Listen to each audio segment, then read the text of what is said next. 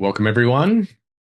We're at the final day of Migraine and Headache Awareness Week 2025. This is the event highlights and live Q&A. We're going to be focusing most of our time, hopefully answering your questions. To tell you quickly about our mission for Migraine and Headache Australia, we are a division of the Brain Foundation, and it's really to provide trustworthy, reliable information, and much of that is reviewed by experts. We have articles, dozens of articles on the website that are all medically reviewed. We aim to fund research each year into migraine and headache, and we do most years. And we also advocate and support people living with headache disease. And we'll talk a little bit more about that in detail shortly. And throughout this year, we've been doing a number of different things regarding each of these sort of areas around research, some of the articles and resources. We've done GP training, we've been covered in the media, and we've also been doing some of that advocacy work I just spoke about. And today, and each day, each session, we've sort of highlighted one of those elements. And today we're going to talk a little bit about advocacy. And I wanted to talk a little bit about this, not too long, but maybe just to go into a little bit more detail about what this actually entails and involves, because it's something that we can spend hours, days, weeks, months, and years and not necessarily see a whole lot of movement or traction on it. It's one of those things that when we're trying to change policy and influence and educate leaders, the pace was described to me, which I think has kind of resonated as glacial.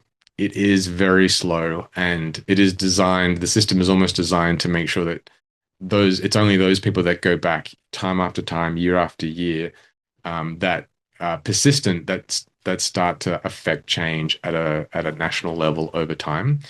And we have lots of areas that require change and that should be addressed. And one of those is around the current what's called the health technology process, and that involves the pharmaceutical benefits scheme. It involves the approval and subsidy of treatments coming to Australia. And in migraine, we have several treatments that are available overseas that are not here and may not come here. And that's a real issue. It reduces the amount of choice that we have as migraine patients. It reduces potentially our access to effective and safe treatments.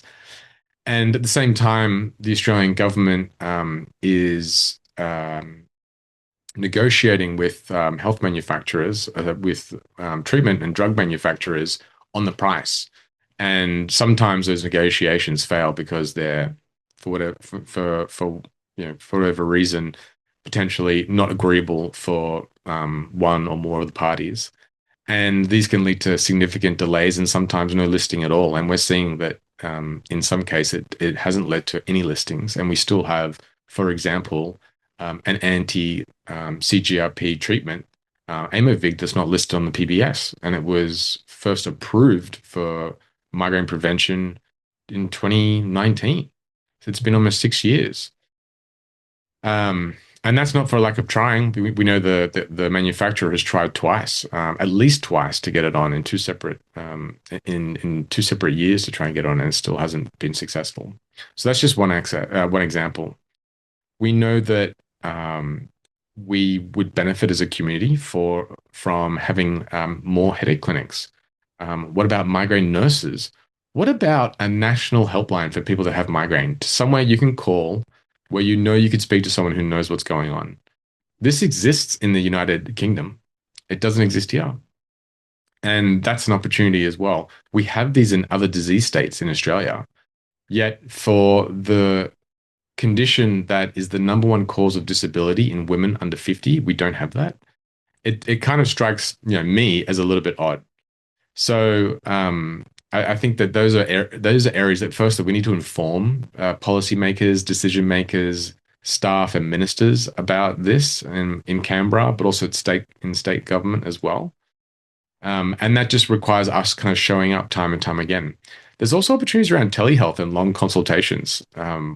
We call it a long consultation. It might be an hour, and in that case, and in some cases, you're taking 20 to 30 years worth of history, dozens of medications, like the side effects, your migraine history. You're showing your migraine diary, They're doing a neurological exam. An hour is not a whole lot of time. It's not a huge amount to ask in the context of things, and yet this is like a big ask that we are trying to seek sort of funding for. So that's just one half of the advocacy coin. There's also things like having migraine, or at least some aspects or severity levels of migraine, such as chronic refractory migraine, being considered a disability.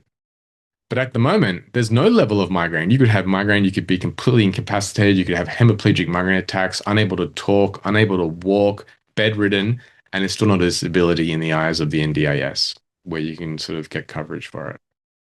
And that is, clearly a misjustice. And so again, there's big opportunities here to affect change. The good news is that there is so much opportunity to improve the status quo because at the moment the status quo is pretty low. And it just speaks to the importance of us as someone living with migraine or as a parent or as a caregiver. It just speaks to our the importance of us understanding migraine, understanding kind of the reality that migraine is treated and managed within, and the role that we can play in our own advocacy and in partnership with our doctor to put together an effective and comprehensive migraine management plan so that we can go back to enjoying a reasonable quality of life again, so that we can go back to work, so that we can enjoy the social parties and events and special moments that we miss all too often as a result of migraine. The national census is also another area which I think is a really clear opportunity to put migraine on the national census. The census claims to sort of focus on the top conditions that affect Australians, and migraine's right up there. It's the top for women under a certain age bracket, and certainly, given that it affects at least 1 in 6 Australians and 30% of women, which we've just recently discovered thanks to the research with Gene House Women's Health. We thought it was 20%. We now know it's 30. There's no reason why it shouldn't be added. And if we get it added there, then the government starts to see how big this issue, this health condition, this this epidemic really is, and there'll be increasing pressure to act upon those results. And in some respects, what gets measured gets managed, and I think that's true in this context. And so getting migraine onto the census isn't just about finding out how many people have migraine. It's more than that. There's a strategy behind. Once we know that, what are we going to do about it? The government will be obliged to take action. And so that's a pretty important and strategic advocacy pillar of ours. There's also huge opportunities within the employer and employee environment. Nowhere is the stigma of migraine perhaps more apparent and costly than in the workplace. Because if stigma costs you a job or a promotion, or if it causes you to leave the workforce, then that's your career, that's your livelihood. And there's huge opportunities to address migraine in the workplace. All you have to do is look at mental health. Mental health during COVID, mental health even before that had 10 years of a multi-million dollar government support platform behind Beyond Blue that helped destigmatize mental health. And migraine hasn't had that. We haven't had that time in the sun. We haven't had celebrities coming out and talking about their experience with migraine in Australia. We've had that in mental health. We just haven't had that yet. So that remains to be another huge opportunity. And then, of course, research. Migraine is one of the most common conditions, and yet we don't fully understand exactly how it works. We don't have a treatment that works for everyone, and we don't have a clear understanding from a genetic perspective either. We don't have a single gene that we can sort of switch on and switch off that turns on migraine. We do for a very rare subtype of hemiplegic migraine, actually, but there's more work that needs to be done, and the level of funding and research in Australia is just a fraction of what it should be if it was proportionate to the burden and the scale of migraine in terms of its economic cost and in terms of how many people it affects. and more. So you could look in any direction in regards to migraine and see opportunities to address and to improve. And you can kind of see in some of these photos, we're going down to Canberra, we're forming coalitions, we're working with stakeholders, and we're communicating this, but it requires an ongoing effort and ultimately support for us to go down and do that from New South Wales. So that's a little bit about the advocacy side of things. We did have some interest for people to kind of join our group of advocates to be able to, particularly if you live in Canberra, but also in your state locations and speaking to state government. No matter where you are, you can speak to your local MP who represents your electorate in federal parliament. And you can also speak to your state government. And so I would encourage you, if you're interested, if this is an area that you think you might be interested in doing, then we've recorded a webinar that's all about how to set up a meeting with your MP and how to request it with a letter and a template, a little checklist of things to prepare for, what to do at the meeting, mapping out your sort of message and what you want to say, and even sending a thank you letter as well, and taking an infographic that you can print out. So we've tried to make it as easy as possible for you to do that. The webinar is, I think, from 2023, so it's 2 years old, but it's still just as relevant today as it was then. So we'd encourage you to have a look at that, and again, if you're interested, feel free to watch it and to reach out if we can give you any more support.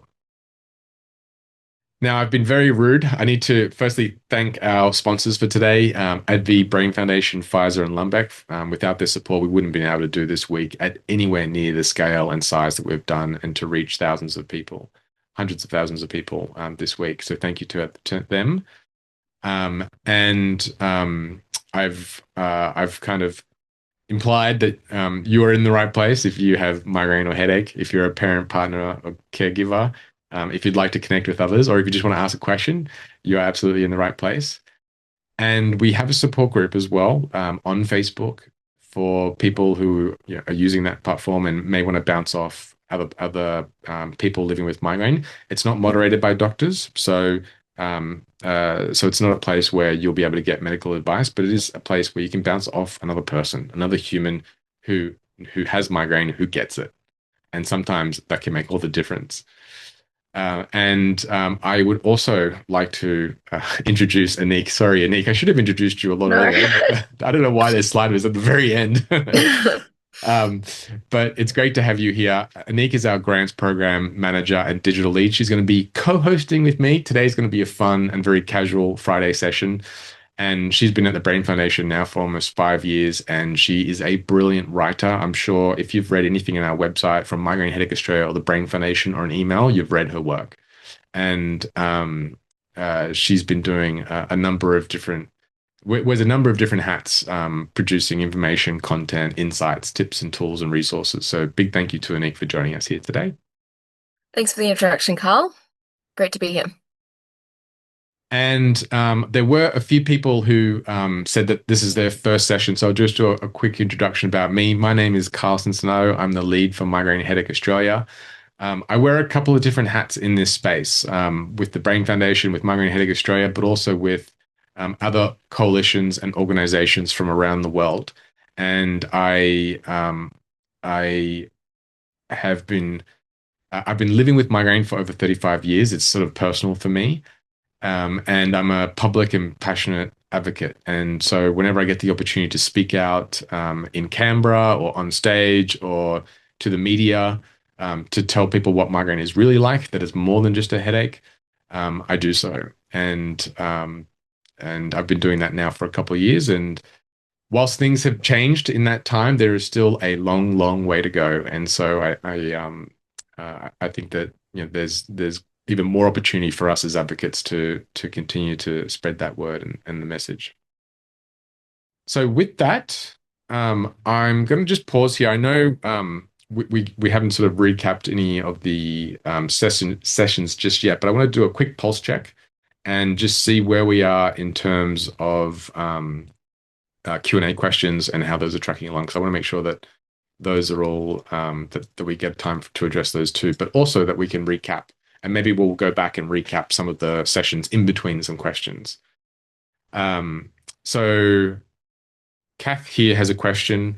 Anik, do you mind if I throw this question to you from Kath about registering their interest for Yeah, studies? of course. Yes, so if you're interested in getting involved in studies or research into migraine, we do occasionally get requests from researchers who are looking for participants. So if you're following us on social media, that's probably one of the best places because we post all of the uh, recruitment information there when there's a new study. And there's also a page on the website. I believe it's under support us participate in research, if you want to find that. Um, I think I'm not sure if we have any that are actively recruiting currently, but we do update that when we get requests.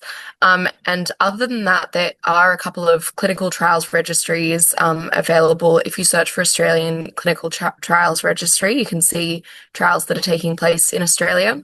And there are some quite good advanced search options there to figure out if it's in the right place, if it's relevant to you, and it's an interesting way to see what research is happening. And if you want to get more involved, you can also look at there's a similar page on the Brain Foundation website, which also has studies that aren't migraine focused only.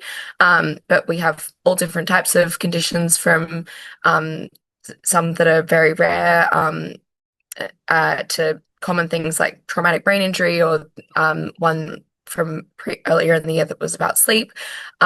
So yeah, there's lots of opportunities to get involved in research, migraine or otherwise. Great. And Kath had a question. Oh, sorry, Stacey had a question. Kath, we'll get to yours next, about whether we can watch the presentations from this week. And the answer is yes, you can. If you go to the event page and you scroll down, you'll see there's some green buttons there now, which instead of the purple ones.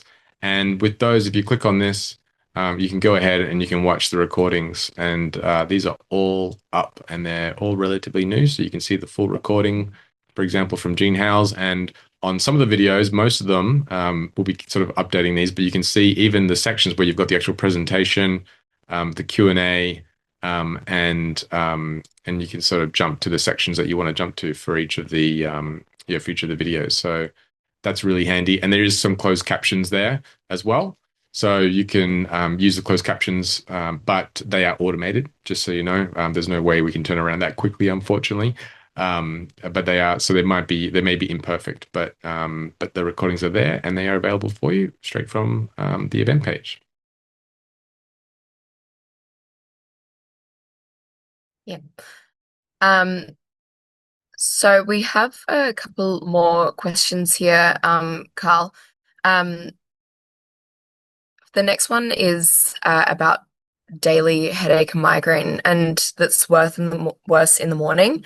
I know that we can't get too into the medical side of things, obviously, as neither of us are doctors, so we can't give advice on that. But there were a couple of speakers this week that kind of touched on, yeah, how to approach that.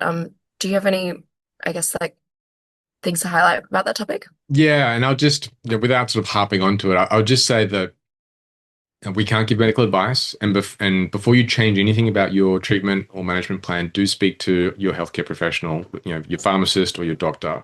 Pharmacist is a good one because sometimes, it's free, and sometimes that's perfectly fine if it's changing a treatment or a supplement, and they should know sort of about interactions.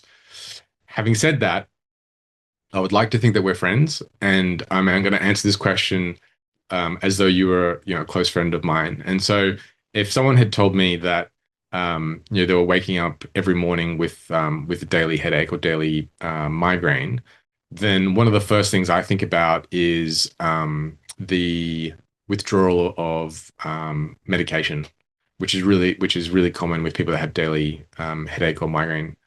And what typically happens in those situations is that they're taking medications every day because they have these headaches or migraines, and then they go to sleep and then they're not taking the medication while they sleep, and the body has a withdrawal effect.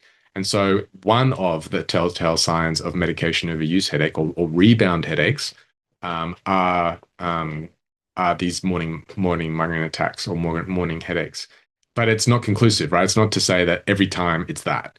And sometimes it can be your pillow, your neck posture while you're sleeping, or I know quite a few people that have, and I'm guilty of this, that clench their teeth while they're sleeping.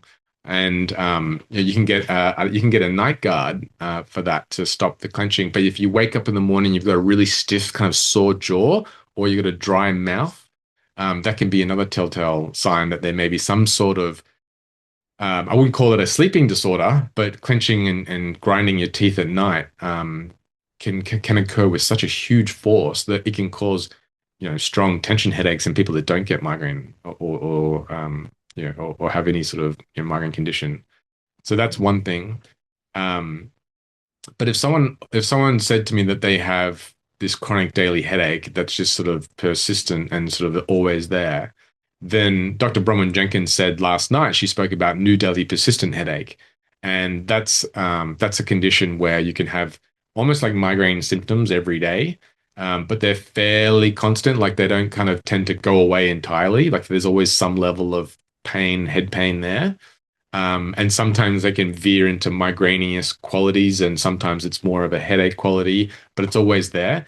And the key differentiator of new daily persistent headache is that almost everyone who has that can tell you when it began.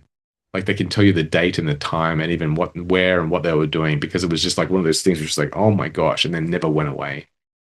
So hopefully that's a little bit helpful to that person who asked that question. Yeah. I also think one thing that I remember someone mentioning this week, I think it could have been Dr. Foster, but talking about if there is daily headache, and also especially when you're talking about medication overuse headache as well, um, thinking about considering preventives if it's not something that someone's already on. And I think a couple of speakers might have actually mentioned that for kind of that headache in the morning and daily migraine attacks. So that's, I guess, something else that could possibly help. Yeah. The next question from Sue is about triptans and if they're working extremely well, are they likely to continue to work the same in the long term? Is there any kind of research on that about efficacy? It's a good question. My like when I kind of hear from different people in the community, my community is fairly it's fairly tilted in one direction, which is the people that don't get great results, right? Because if someone's doing really well or they get really good response from a treatment or a drug and they can go back to their lives and function, that's great. They don't say, hey, they don't sort of tune in, check in all that often. So I tend to hear more so from people that don't get a great response or have these, terrible side effects, but it doesn't necessarily represent the population in at large. I would say that most people, when they find a good working triptan, get a long-term good use out of it in terms of, they can use it acutely over a long period of time. Not using it, don't not using it, for a long period of time, if that means like acutely for a long period of time. So it's not taking it continuously. It's just when you have attacks. But they can be overused. So we spoke about medication overuse headache before. Triptans can start to get overused when you're using about nine. When you're using more than nine a month is kind of like the sort of safety threshold that's been established. And so as long as it's not been overused, then in most cases it will continue to deliver those results. Now we spoke about combinations of treatments with Dr. Emma Foster on Tuesday night, and we can combine triptans with other treatments, actually. Now, this is again, you got to be very careful because you can't combine them with everything, but there are some treatments that you can combine it with that are synergistic. So let's say, for example, you've got a triptan and it's working well, but it's not resolving your migraine attack, or the migraine attack comes back, or you're still not able to function, then you can combine the triptan with a non-steroidal anti-inflammatory like naproxen, for example, which has shown to have good efficacy, particularly with sumatriptan. That's where the sort of most of the research is, but it may also work with other triptans that you might be taking. So that's something to consider. Another consideration that people often overlook is that if you have any type of nausea or vomiting with your migraine attacks and you're taking an oral tablet into a gut that's upset or vomiting, then the absorption of that medication is going to be really poor. So that medication effect is not going to be absorbed. It's not going to work. So one of the things that you can do, and when I found this out, it was hugely liberating because on one hand you've got triptans, you can only use them a certain number of times, but and then they don't work if you have nausea, or they don't work very well if you have nausea. But on the other hand, you've got these anti-nausea treatments. You can take those as often as you like. There has not been any research that has suggested that you can have a rebound or overuse from anti-nausea medications. How fantastic is that? So now all of a sudden, you've got this, when you would normally have this debate about, oh, I don't know if this is going to turn into a full-blown migraine, I'm not sure. You could just take a basic painkiller or just take the anti-nausea medications, no matter what. So that way, if it does become a migraine, you've already set your stage to be able to take your medications when you know. And they're going to work more effectively because you're not having, the same nausea or vomiting symptoms that you would have otherwise. So that for me was a really good tactic that I didn't sort of learn until years into my condition. That can be very helpful for people. So have a think about, combinations as well. And again, speak to your pharmacist, speak to your doctor about it. Mm.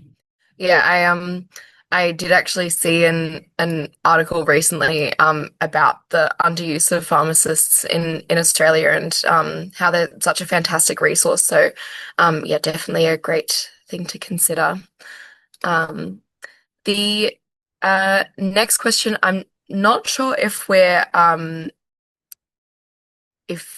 able to answer this, but it's from Alexandra, and she's wondering if you can use Nurtec alongside Vyepti, so the GPANT alongside a CGRP, essentially. Yeah, I've asked headache specialists about this actually. It's a really common question because it's like Mm. they both. So one of them is a CGRP, a calcitonin gene related peptide. It's a monoclonal antibody. They're large molecules that block CGRP, and then Nurtec is an oral receptor agonist, and it's called a GPANT, and they're a small molecule that blocks CGRP. So if you've got blocking at the big level and blocking at the small level, are you blocking too much? Like, is there a risk there? And Vyepti is a infusion that gets given every 3 months, and Nurtec is a orally dissolving tablet. It's called ODT, and it's got it as part of its name. And from what I've heard from the doctors so far, is that in most cases it's fine. It's fine to take it. But what they would say to me is that with Nurtec, ODT, and other GPANTs, is that GPANTs, unlike triptans, can be taken as often as you like. There's no medication overuse risk that they have uncovered. So in many respects, you don't need to take a large molecule CGRP if you're comfortable and getting good results taking Nurtec. Now, if you're not, and in particular, if you get a great result with your like the IV infusion, that's great, and then you can use Nurtec for breakthrough attacks. Unless there is another contraindication that might be specific to you, or maybe some other medications that you might be taking that you need to be mindful of. In principle, it's okay. It's okay to take both, is what I've been told from clinicians. But please do check that with your doctor, check with the pharmacist to be sure of that. Mm. Yeah, that's great. Very interesting to know. The next question, I actually did want to uh, touch on something that I saw in the chat a couple of minutes ago. and thought it could be good to talk about because Kirsty was asking if you have any tips for advocating for yourself within a medical setting, especially if it's with a new doctor, whether it's a GP or a specialist. I know that Dr. Cohen spoke about that a little bit in his presentation, so it could be great to revisit that recording. But yeah, what advice do you have, Carl? Yeah, so I think being able to advocate for yourself, I think the biggest thing is starting with sort of your own understanding what is a reasonable expectation, understanding what your kind of rights are. It's kind of like advocating for yourself in the workplace. And the more you know about what your rights are as an employee, the more equipped you are to be able to ask for an accommodation or leave or whatever it is that you're sort of seeking. And I think the same is true in a medical context. The more you understand about, what the doctor's challenges are, and perhaps their level of understanding about migraine, because if we're in primary care, that varies wildly. And if we know, for example, okay, well, I've just heard about these treatments, like, we can go back to that CGRP. I would like to discuss like a CGRP. Now, if you know that your general practitioner can't initiate CGRP because it otherwise, well, they can, but they can't get it to you on the PBS, then that like all of a sudden you can start to advocate and say, hey, look, this is the treatment I would like. I've read about it. I've already failed these two other or three other treatments that qualifies me for this treatment, but I know that I need to go to a neurologist. What I need from you is a referral. Great. That makes that job of the GPs super easy. This patient's obviously done their research. They know what they want. I'll let the neurologist decide whether it's appropriate for them. All I need to do is write a script, and then off I go, and I can bill. Mhm.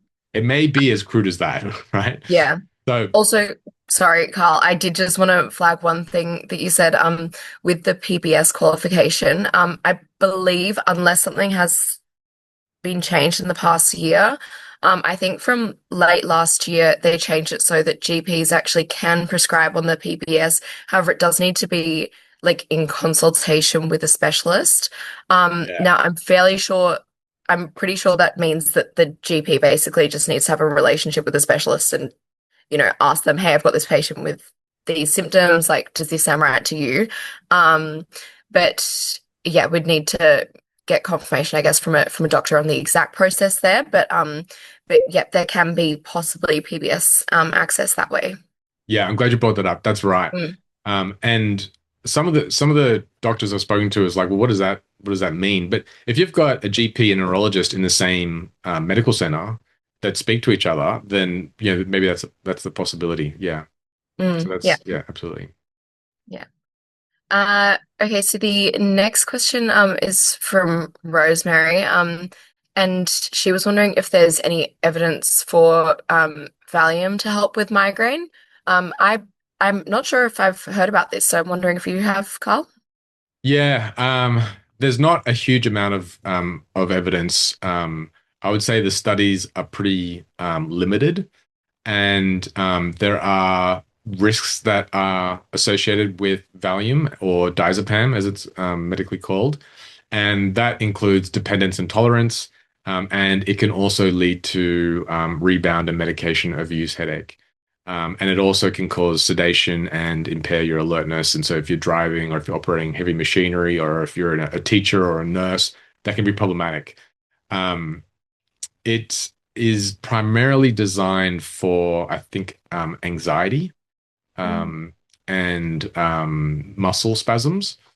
Um, so it's not a first, second, or third line treatment. But if it is something that you're taking for something else and you're finding that it's helping with your migraine, and maybe it's you have a migraine attack and if you're at home and you've got another condition that you're using that for, then it's a kind of a two for one and it might help you sleep and rest and recover from a migraine attack. That wouldn't be sort of unsurprising. mm. Yeah, I guess like there's a lot of other conditions where people have found that synergy between treatments for comorbidities. So yeah, that would definitely make sense if there's overlap there. The next question is about cervicogenic related migraine, and if there's kind of different treatment approaches for those. Um, and yeah, I think this again might have been touched on, so I'm not sure if we can refer to something that someone else said.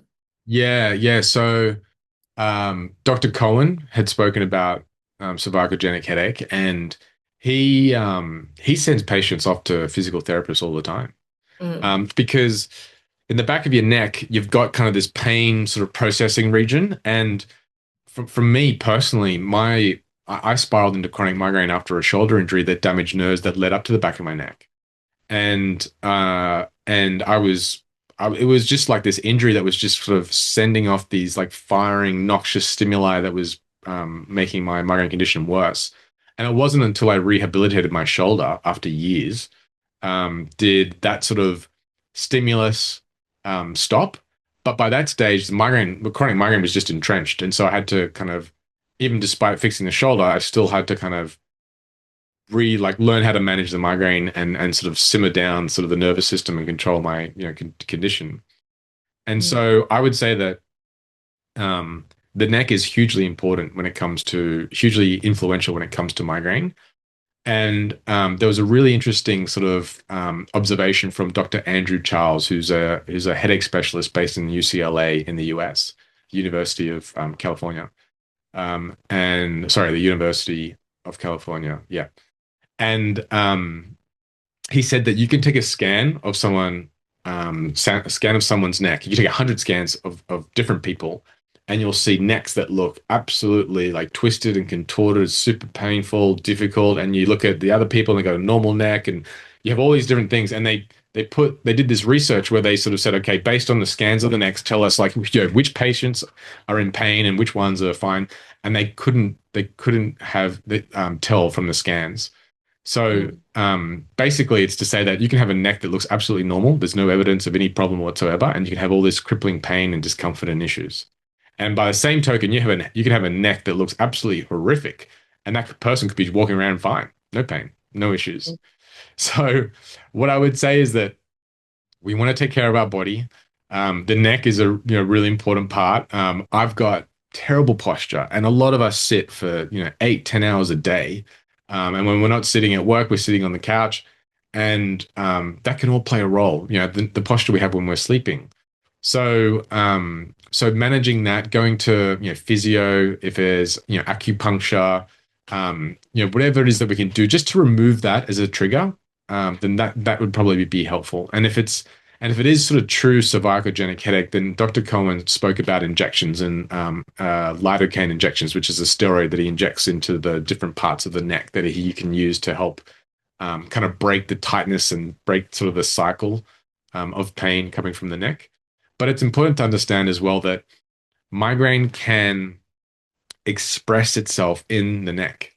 It can start and even finish in the neck without actually reaching the head. And the interesting thing about it is that you can take a triptan, and the people who have these attacks, for the most part, will respond to these triptans. It stops the neck pain, which is kind of counterintuitive. So that's something that a lot of people don't necessarily realize. It can throw off doctors as well when it's just like, doctor, I got this pain in my neck. They might still have a little bit of nausea and light sensitivity, but the pain's really in the back of the neck, and it kind of comes and goes, and it responds to treatment and prevention as well. So something to think about.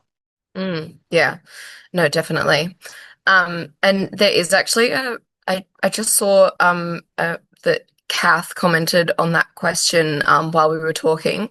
And she recommended that there is like on the Australian Physio Association website, you can search for physios with special interests in certain areas, such as neurology.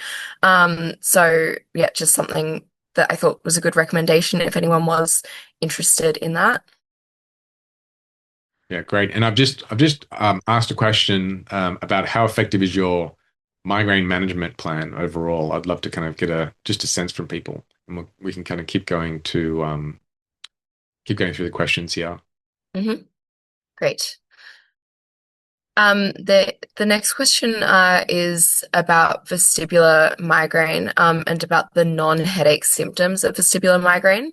Um, So, are there any specific medications or management strategies that have helped people with the dizziness and rocky feeling um, that rather than the headache itself?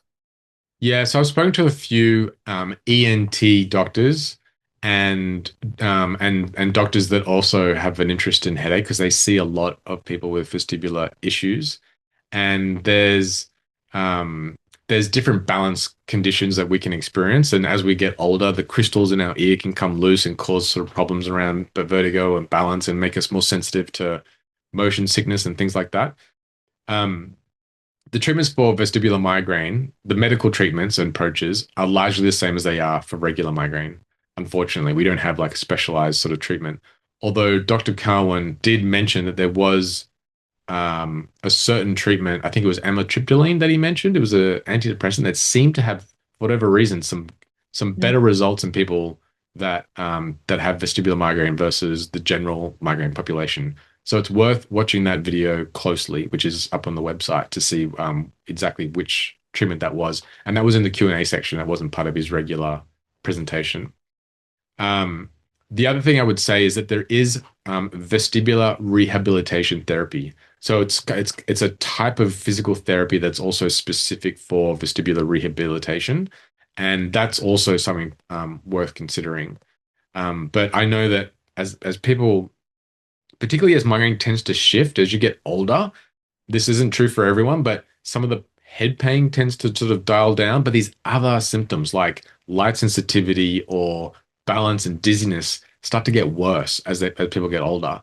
And so these are things that we still want to actively address so that we can still, we still want that quality of life even as we get older. So I wouldn't just accept that that's kind of the status quo.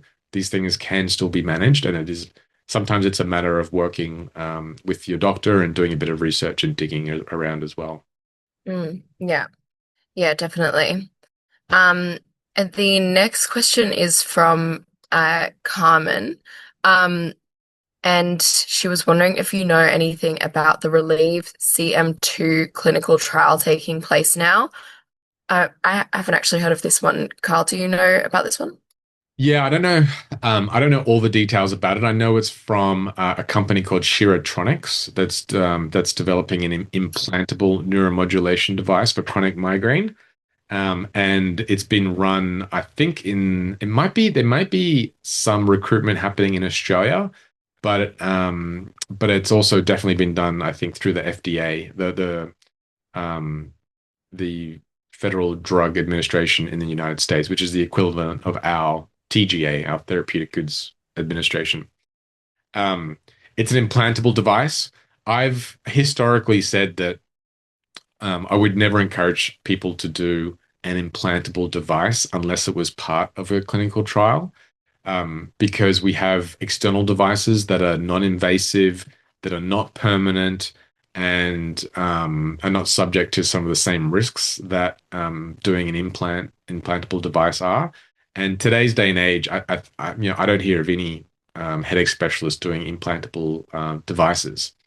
Having said that, a clinical trial is one of the best places to receive treatment, and the reason why is because you have a team of people who are asking you absolutely everything, and monitoring everything and asking about every side effect, every benefit, and that kind of attention can be a bad thing too.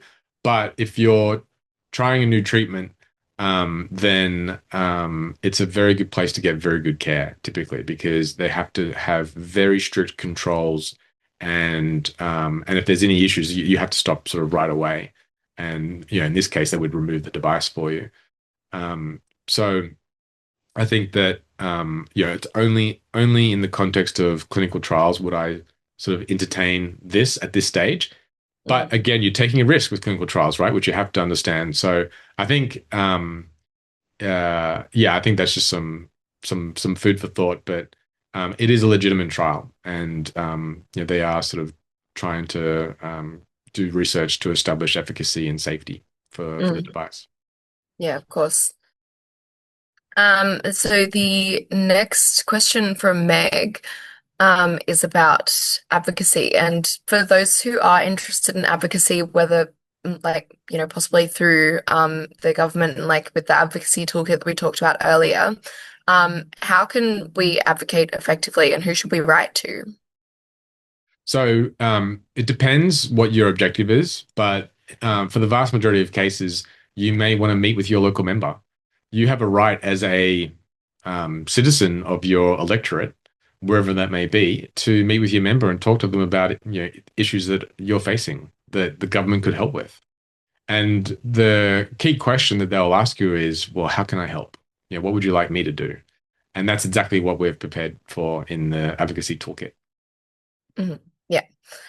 So yeah, I sent that link earlier, but you can find it just by searching on our website if you missed it. So that's the best place to go for advice about that.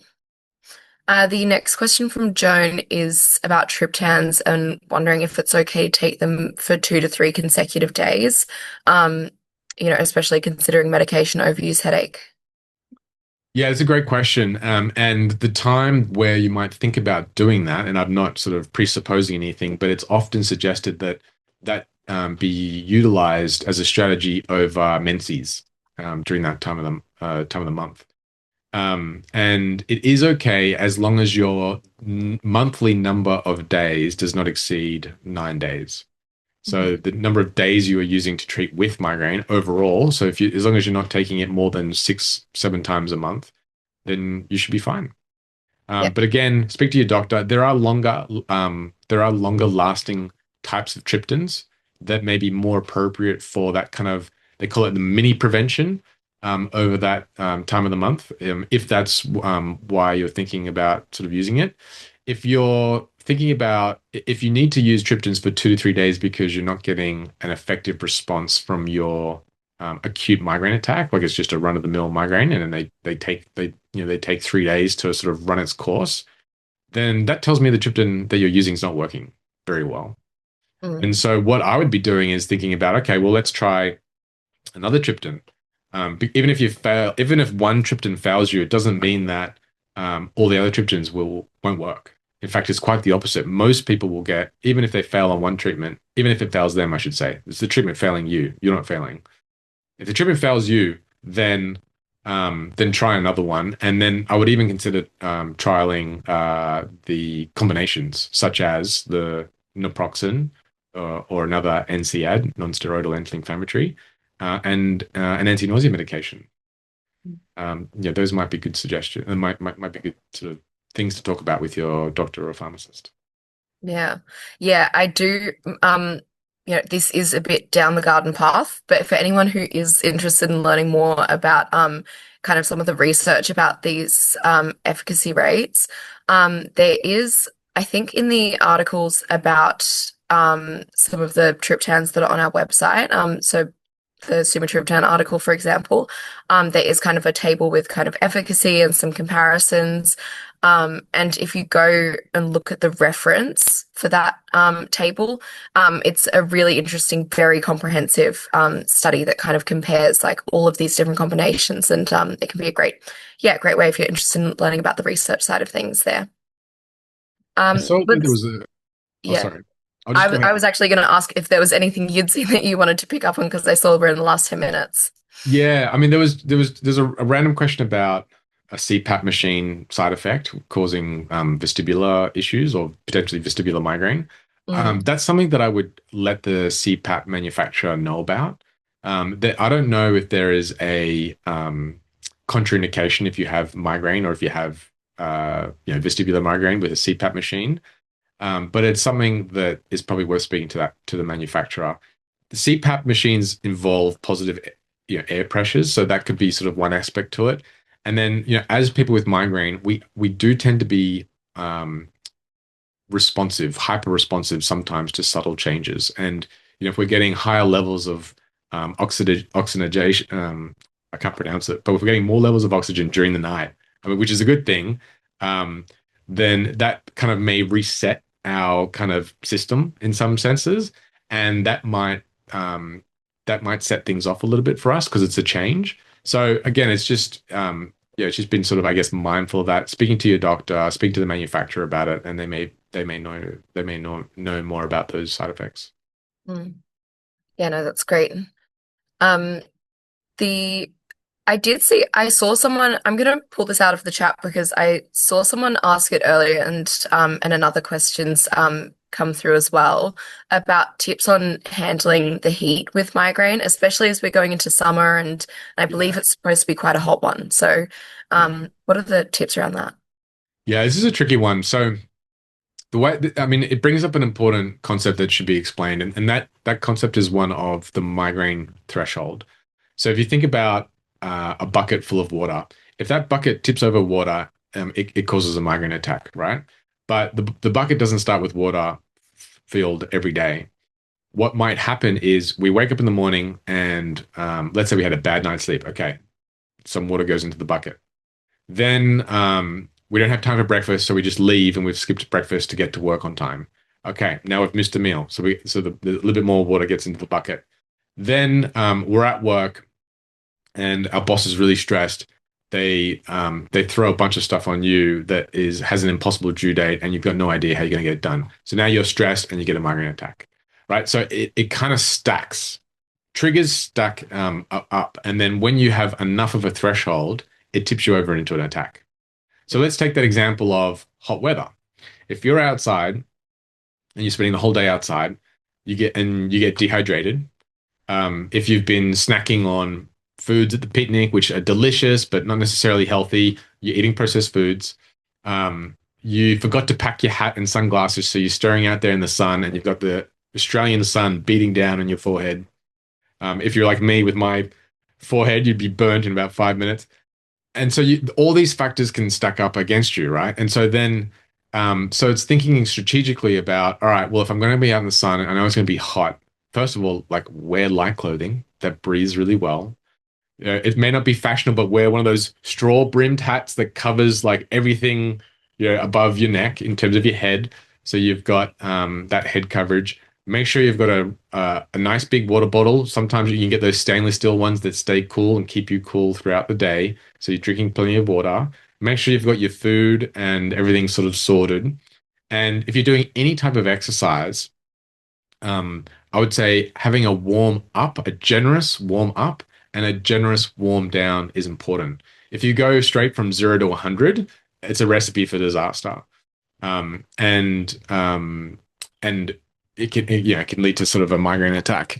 But if you do a gentle warm up and you gradual, particularly when it comes to sort of exercise and movement, like if you're trying to get to a goal of running 5Ks, you wouldn't start by trying to just run one straight off the bat. Like it from a migraine perspective, it helps to start walking, and then as you feel up to it, you sort of jog for a little bit, see how you go, and then that's great. You do that once, you've done some exercise, and then you've got your benchmark.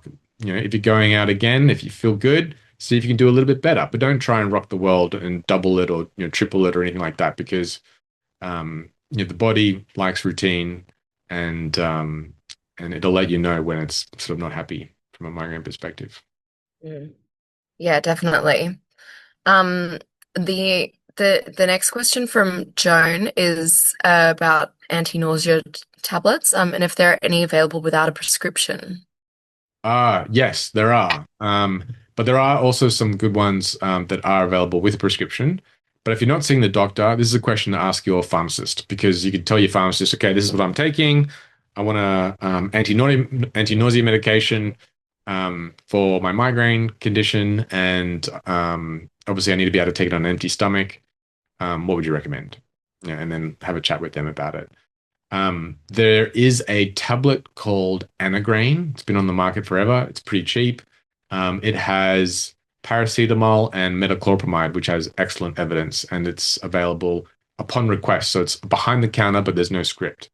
So Mm. that might be something worth considering. But at the same time, because it has paracetamol, you might want to check that if it's a good idea to have it on an empty stomach or not, or if you need to have it with food. So you just want to be mindful of that. But that's one example. Yeah, it's great to know. Thank you. Um, the the next question is sorry, I've just lost my place in the list. Um, The next question is from Janine, and it is a bit of a sensitive topic, but wondering if there's any research or advocacy in the domestic and family violence space. So the stress acquired, like associated with those situations, and also migraine, and yeah, I guess like possible options for support. Um, first, the first thing that comes to mind for me personally is that there are so many fantastic organizations for supporting in those crisis situations, and yeah, that would probably be the best place to look for support in the immediate um, yeah, in the immediate situation. And calling 1-800-RESPECT as well. But yeah, if you're aware of any research or advocacy happening around that, Carl. Um, Not off the top of my head. I mean, so there mm, are some fantastic services that exist. Some of them are state-based, like Safe Steps, I'm aware of in Victoria, for example. Um, uh, but and there's another one, I think it's called Anne Rose as well, which is the Australian National Research Organisation for Women's Safety. It's a bit of a mouthful, but that's one. It is hugely important, and in migraine, I can say that we've spoken to a professor that said that trauma, early childhood, they call it adverse childhood experiences, or ACEs for short, adverse childhood experiences. That kind of trauma, whether it's physical, like verbal, sexual, or otherwise, that kind of trauma can, if it's unresolved, it can affect your genetic expression, and they can pick it up in your grandchildren. So it's not just passed through, it's like it's passed down through generations, this kind of trauma, which is absolutely awful. And so it is hugely, hugely important, not just for ourselves individually, but also for our families to firstly protect and prevent, I would say, and obviously to advocate and support those who may have experienced any early childhood trauma, or any adults who are experiencing trauma as well. So yes, it's a very important area. It's not something that we are tackling. I spent some time earlier speaking about the advocacy work that we're doing, and as you could probably imagine from that, there's a lot specifically about migraine, but this absolutely does affect people's experience with migraine, and we know that people with trauma have much higher levels of migraine than the other populations, unfortunately. yeah, of course. Yeah. Thank you for that, Carl. I am actually just going to put the phone numbers for 1-800-RESPECT, and which is, it is as it sounds, but in the chat, and for Lifeline as well, just in case anyone is is in need of more support for that. And I'm just conscious of the time too, so Yeah. I think we should maybe select one more question. Hmm. I can see a question here from Joan who's asking about when is the best phase to take an acute medication? For example, if they're taking a triptan, is it the prodrome, the aura, or the headache phase? So, what I would say is if you notice, so if you have migraine with aura, so you see the visual disturbances or disruptions 20 to 40 minutes before your attack, then you've got time. That's a good thing. If you don't have that and you're someone who just gets you maybe have a little bit of prodrome, but then you get straight into the head pain phase, you might have to act differently. But given that you've said aura, what I would say is that take your anti-nausea medication as soon as you notice your aura coming on, like at the first stage, right? Because that'll last for a couple of hours, and that at least lays the groundwork for you to be able to take medication if it turns into a full-blown migraine. And if it doesn't, no big deal. Then if the aura is sort of progressing, you know you're getting the head pain is coming. According to the guidelines, the best time to take the pain the pain relieving aspect is as soon as the aura finishes and the pain begins. Now, if the pain is starting a little bit earlier, then start at the first signs of pain, of any pain, and then it's got the best chance of success. some treatments like triptans, if you take them too late, so if you wait till the pain's like a 10 out of 10 or a 9 or 10 or 8 out of 10, then they don't work as well. And the pain is kind of entrenched. There are some treatments that still work just as well, no matter when you take it. But for triptans and most of the treatments that are available over the counter, the earlier you take it, um, as long as it's not too early, the better they work. Mm. So that's what I would do. Yeah. No, thank you. That's a very important note and a great note to end on for today. Thank you so much, everyone, for being here, and for being with us this week. It was such a fantastic event as always. I'll let you close out, Carl. Yeah, well, thank you, Anik, for joining me, and thank you to our audience. It has been a fantastic week. There's been so many great speakers, really positive feedback, and thank you from the hearts and the feedback that we're getting now. We're really pleased to be able to answer a bunch of questions. We hope that you found this helpful. We have a bunch of new resources up on our website. We'll be sharing the recording for this and the others up on our website as well. So we hope that you can find answers and ultimately get to a better place in your migraine condition and in your management. And we know that there's still lots of work to do from an advocacy perspective and from a research perspective, but it is something that we are committed to doing, and we'll be here hopefully over the long term doing that. So with your support, thank you very much.